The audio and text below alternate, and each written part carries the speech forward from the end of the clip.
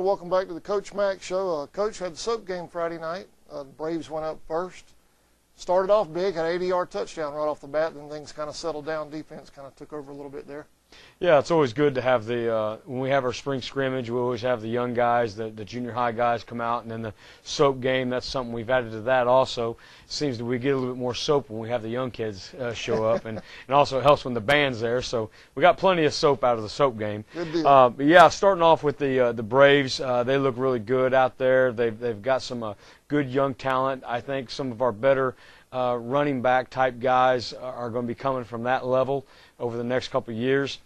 We put them out there against some of our younger, more inexperienced players, or some of our ninth graders, and right off the bat, the Braves went, I think, 80 yards on one play for a touchdown. Nice way to start. Yeah, great way to start. And also, then throughout the scrimmage, I know that the Braves did real well against the older kids, and a little concerned about the older kids going against them, but we're really pleased with the outcome of the young guys out there. I know they were fired up. You know, my son's on the team, and they were ready to go. They were itching. So moving on to varsity, the offense, defense. The offense started off. Trey hit Nixon with a long right away off. Start off with a long touchdown pass, and really when we do these scrimmages like this, we split the team up. We try to have as good as we can. So sometimes you don't have all your best guys on one side of the ball. It don't always look as good. And we did have some guys split up a little bit. But, again, we started off really good throwing the football. Run the football we struggled with some. The running back position, the entire offensive line we struggled with. And the snapping the football, of course, was a big struggle for us. But we hope to get that worked out for this coming week and hopefully get our running game worked out for this coming week. Defensively, I thought our defense ran around real well to the ball. Our front four and our front five played really well. Real pleased with the job they did. Our linebackers did real well, especially when we blitzed them. Torrey Roberts did a great job coming off the edge, blitzing, and real pleased with some of our linebackers, especially Cody Snowden, senior, number 45. I thought technically he played a really good job, did have a really good game at linebacker. Real pleased with him. Of course, we feel like that our front 8 and our front 7 is going to be the strength of our football team. Special teams, we tried to do a little kicking expedition at the beginning of it, but it really turned out not real well for us. And then, of course, we punted the ball a little bit throughout the scrimmage, and, of course, our punter, we got some bad punts, but, of course, we do have the all-region returning punter and Trey Harrington back, so we expect for him a weapon for this year. He got a nice one off. I think I rewatched the tape we did. It looked like about 4 or 5 yards. Yeah, he's got a chance to be a great punter this year. I think possibly an all-state punter. He does a great job punting the football. Of course, great job at quarterback. And he's doing a little bit of extra point and field goal kicking right now. So if he can beat out a freshman we have by the name of Thomas Johnson, who moved over here from Germany, and he's played a lot of soccer, a big soccer background. We definitely have some competition at the field goal and extra point kicking, which is something we haven't had in quite some time. I know lining up last year was a rare thing sometimes. Yeah, it was a real challenge for us as far as kicking extra points. Our punt game was fantastic. Return game was okay. But we've been struggling for quite some time in the extra point field goal department. So hopefully that's changed. It's unusual to have a kicking competition. It really is. Extra points right now anyway. It really is. Coach, you want to? I know you don't want to give away too much with Pierce coming up. You want to break it down a little bit into maybe offensive line, defensive line? How? Yeah. Well, first of all, with Pierce County, what we have to look forward to them is a very strong offensive attack. They do a great job spreading the ball around in their spread offense. They throw the ball great. They have great screen games. We know they're going to run the screen and throw the ball in the shallows and the digs and the smash routes and so forth. And we also know that in the spread offense they have the ability to run the ball pretty well out of it. So offensively, Coach Sean Pender just does one of the best offensive coaches you're going to find anywhere, and he's going to have that side of the ball ready to go. Their quarterback has already committed to SMU, without a doubt, a Division I quarterback. Defensively, I know they've had some changes there. I know they've had some guys graduate there's some new people out there on the defensive side of the ball.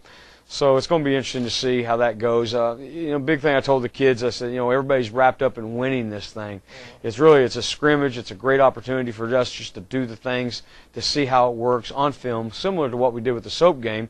So I told them, I said, more wrapped up in the winning the thing. We want to go out and play well and leave the game feeling like these are the things we're good at. These are the things we're going to be able to do throughout the year. Will you use a game like that, I know it's a little bit step above the soap game, but we use a game like that to look at some of the younger talent, or are you kind of setting up for in the beginning of the game, we will use younger kids. We're going to have a quarter, a 12-minute period at the beginning of the game to where it's going to be nothing but B-team kids.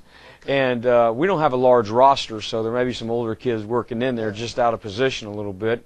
But then after that, we're going to have 36 minutes of high school varsity football with all the special teams involved. We're going to play a half and then take a halftime and then play a fourth quarter at the end to finish the game up. So we're looking forward to it. We're looking forward to seeing some of the things we've been working on since springtime to see how they work.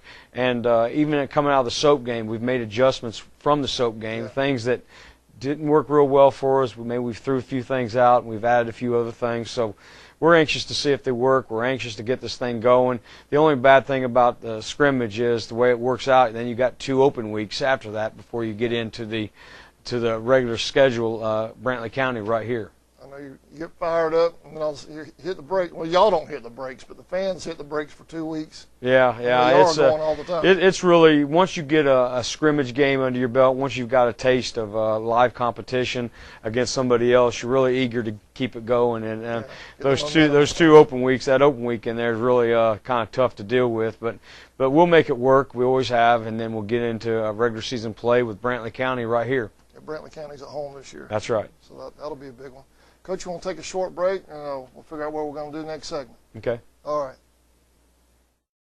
The Folkestone Pharmacy, your original hometown pharmacy for over 45 years, is a proud sponsor of Charlton Sportsnet broadcasts.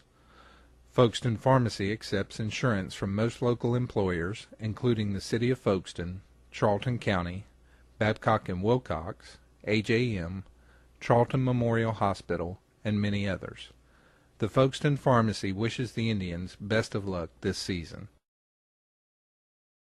Offers more than dependable electrical energy at a competitive price. Quality service is provided by a friendly and professional staff trained to meet your every electrical power need, whether residential, commercial, or industrial. If you have any questions or need information, call us at 1-800-262-5131. Okefenokee REMC, owned by those we serve. A proud sponsor of this year's Indian football broadcast. All right, welcome back to the Coach Mack Show. Coach, I live over there by the golf course. There must have been a couple of hundred of you guys out there with the quarterback club this weekend. You want to talk about how that went and where we're at? Yeah, we had a great turnout. It's an annual thing we do the first couple weeks of August as a fundraiser for the quarterback club. And it's a nice fundraiser for us. A lot of guys go out and have a good time and win some door prizes and things such as like. A nice crowd. Really, you have to thank Robert Bryant. Robert Bryant, a former player of mine. Robert is really the guy who heads up that golf tournament for us, for the quarterback club. Does a great job with it every year. Did a great job again this year. A lot of people, Jack Thomas helps go out and get us nice door prizes and so forth. And a lot of help. Courtney Bryant, Robert's wife, of course, she has to come over and help us out with taking up money and so forth. But a lot of people step up, but no more than Robert on that fundraiser. And that's been a really good fundraiser for us for quite some time. And I know a lot of guys go out and have a good time playing golf and leave there with some nice door prizes. But it's for a good cause. It's for the quarterback club. The quarterback club does so much. I was talking to Brian a while back, and he's figured since we started the quarterback club, we have raised and really spent over $1 million over the past several years since really the early 1990s. They do so much for us. They feed the kids pregame meals. They feed the kids after the games. They provide our blocking sleds for them, our uniforms. The quarterback club has bought our uniforms for us, so many things, and not least of which they give away 2 to 3 $1,000 scholarships at the end of the year also. Yeah. So there's several fundraisers throughout the season that we try to do throughout the course of the year. Joe Chesser heads up a big rib sale we do in the early spring in March. That's a big fundraiser for us. So a lot of people support them, and we have a lot of people that work hard with them, and I really appreciate those people. Did anybody hit the $10,000 hole? I noticed you and Coach Wittenberg were over there. That's right. We were sitting there manning that thing, wanted to make sure if anybody hit it in, there was no cheating going on. But to be honest with you, I don't even think anybody came really close to that thing. So that saves us some paperwork if somebody would have hit it. But again, we have a $10,000 hole-in-one. We have a $2,500 long putt. Somebody can try. We have several closest to the pins, the longest drive. We even have a cornhole hole where you throw a cornhole bag, and if you make it, you get to hit your second shot up by the green. So a lot of fun had by a lot of people. Awesome. That is awesome. All right, we were talking during the break, scorecard. We thought y'all were wrapped up, but you say there's more there. I still have some scorecards. They're $10 each. They have a lot of discounts in the area in Charlton County, Camden County. I tell you, if you have one with you and you remember to use it, which sometimes I forget to use it, you will save some money on it. It will pay for itself pretty quick.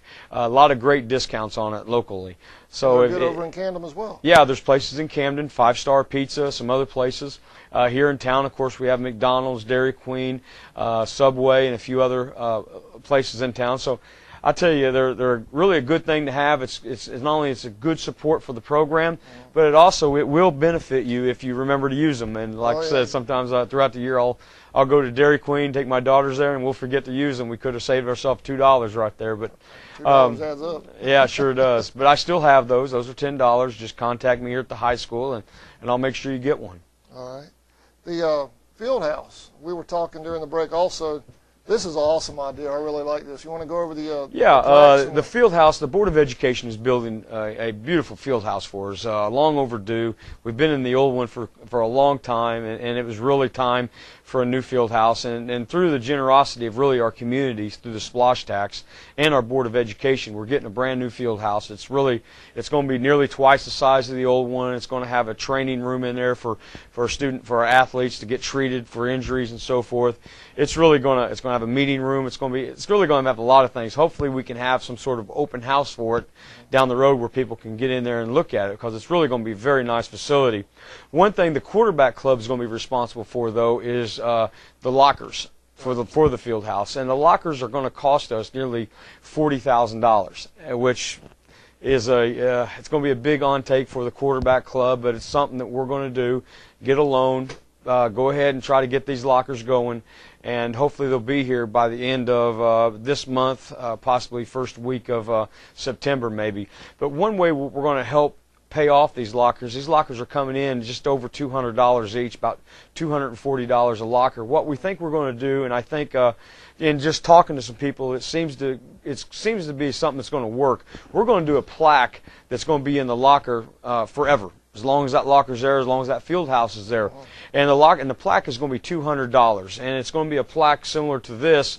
Here's one I made up with my name. Can you get a good shot of that? The plaque can be bought for $200, and on the plaque you can really do anything you want with it. You can put down your name. We talked about, for instance, a former player can put his name on there, his jersey number on there.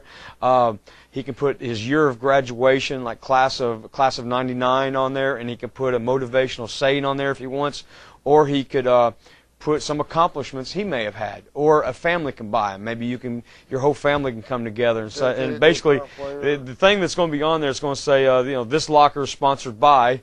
And as you can see this year, it's this one has my name on it and a little motivational saying, "Win the day." And again, it could say anything. It could be Adam Bell or the Bell family, and a motivational saying on there for the kid. And it will go up into the locker, and it will be there forever.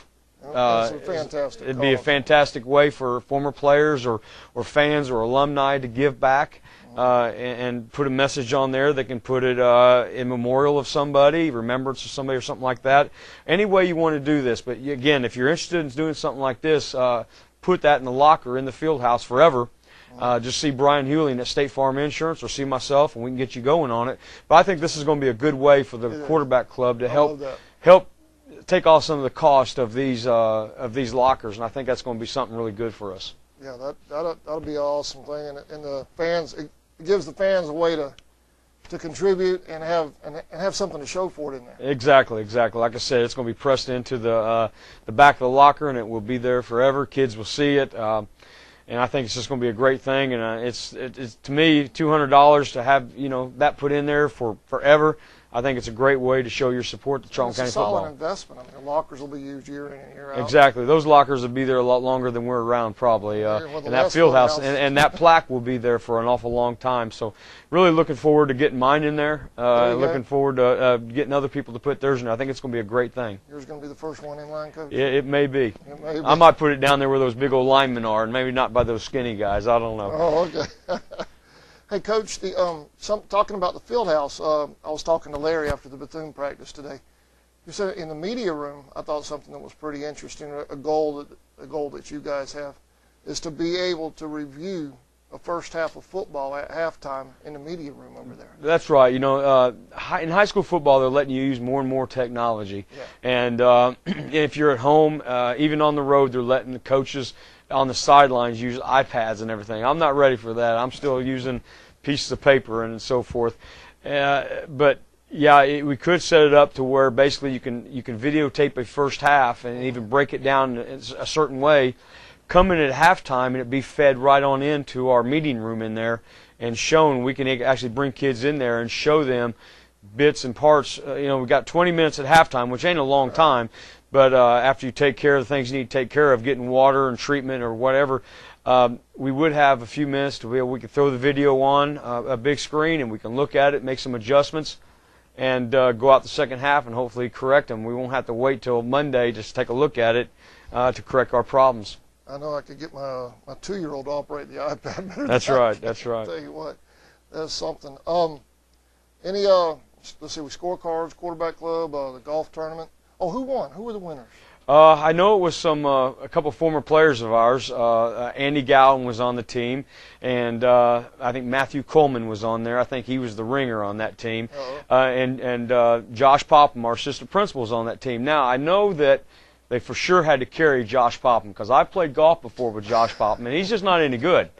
And so I know the others really had to carry him. But anyway, so I know that there was some good golf being played by some other players. But like I said, Andy Gowan, a former player of ours, Matthew Coleman, and there was another person on there, fourth one. I can't remember who it was. But again, seeing when I heard the winning team get called up and I saw Josh Popham on there, I knew that those other guys had a great day. Had a great day. Yeah. All right, Coach. We went over Pierce a little bit. Anything else you want to discuss on the Pierce coming up? Well, just excited about getting up there and getting the band up there and cheerleaders and big crowd from Folkestone to get in there and watch some high school football. I mean, the soap game was nice.